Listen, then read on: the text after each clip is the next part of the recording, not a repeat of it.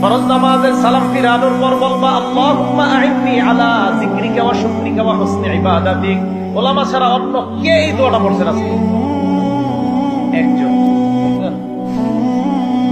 নবীজি তার সাহাবাকে বলছেন জীবনে ছাড়বা না, এটা একজন মাত্র পড়ছে। নবীজি তার সাহাবাকে বলছে মুহাব্বতের দাবি নিয়ে বলে জীবনে আমল ছাড়বা না, একজন পড়ছে আমল।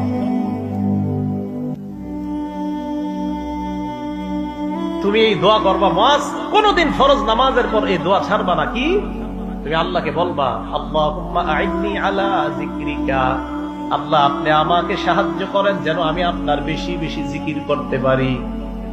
ওয়া শুকরিকা, আমাকে সাহায্য করেন যেন আমি আপনার বেশি কৃতজ্ঞতা প্রকাশ করতে পারি। ওয়া হুসনি ইবাদাতিক, আল্লাহ আপনি সাহায্য করেন যেন বেশি বেশি আপনার ভালো ইবাদত করতে পারি। কি সুন্দর দোয়া!